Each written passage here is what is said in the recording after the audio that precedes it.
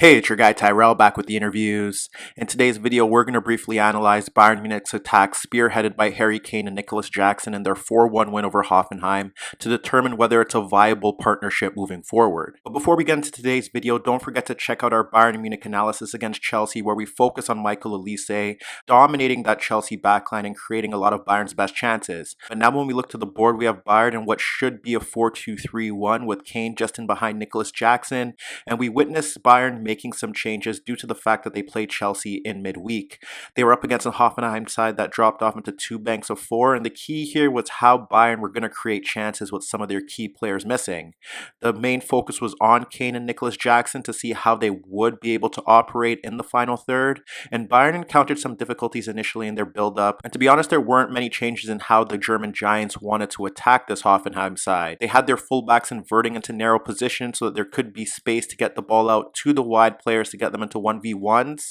Goretzka and Pavlovic took turns going on the outside of the center backs to receive the ball in the half spaces ahead of the midfield bank and the front two, and that would end up seeing Bayern shift into a back three, with the other midfielders sitting in central areas ahead of the Hoffenheim midfield bank, and that was simply due to the fact that the Hoffenheim front two were closing down Pavlovic and Goretzka when they remained in central areas. You could see that the hosts were attempting to hold a high line to compress that midfield zone and limit space in those areas, and it was often Kane and Jackson being occupied by the two center backs, which simply made Bayern look like more of a 4-4-2 with the fullbacks inverting. While we did see the rare switch of play from Goretzka out and towards the wider areas, often what ended up happening here was that Bayern struggled to play through this Hoffenheim side, and in open play they weren't able to generate enough chances in the final third. This is where we look to Jackson and Kane because they're both natural all-rounders, with Kane being the elite striker in this front line, and we witnessed scenarios where both Jackson did a very good job of dropping off deeper in towards the midfield zone to receive the ball and link play with his teammates, and in many of these scenarios it was either the inverted fullbacks or the center backs playing passes around the midfield bank or simply playing through the midfield bank to get the ball in towards Jackson so that he could link play. Jackson's most notable moment throughout this game stemmed from him receiving a pass from Limer, where he was able to hold off the center back, drag the ball into a central area, and then switch it out towards the wide player, and that ultimately led to Bayern winning the second penalty that proved to be the game winner. But in terms of his overall impact in the final third, he was receiving the ball specifically from the left-hand side, whether it be from Limer or Diaz, but when he received the ball in space ahead of the retreating back four in these situations, he failed to force the goalkeeper into difficult saves, and when he received the ball in the final third to break into good goal-scoring areas, he failed to find that final pass and lacked the execution in those zones to help Bayern create chances. And then when you focus on him and Kane, there was very minimal combination between the two,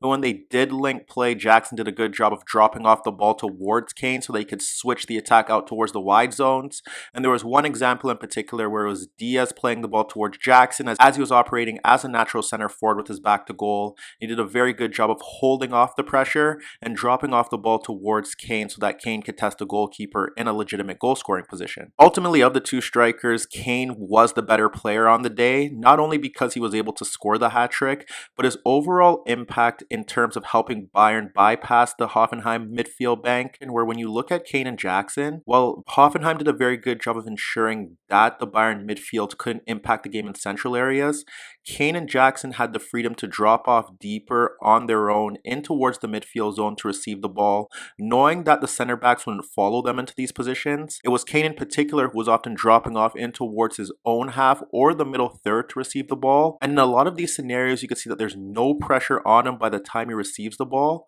and from there he's able to receive it and then drop it back to help Bayern Munich progress up the pitch. And knowing that if they were pulling away a central midfielder, that would free up space for Pavlovic or Goretzka to impact the game. Ultimately, the same happened when Bayern were looking to bypass a press, because Kane can simply drop off deeper towards the midfield zone, serve as an outlet, and then receive the ball, and he was often switching play out and towards the wide players so that they could run at their defender. If Bayern weren't looking to bypass a press, it was simply when they won possession, they could simply turn defense into attack with Kane dropping off the center back being scared to get too tight towards him in the midfield zone, and Kane utilized utilized his passing ability to receive it and then simply spread the play out and towards the wider areas to then help Bayern break in transition. There's several scenarios where Kane's dropping in towards zone half, dragging markers towards him, bypassing that pressure, and then switching the ball out towards the right-hand side so that Carl could break forward in transition. And the same thing was applicable on the left-hand side where he could drop in towards his own half or near the halfway line,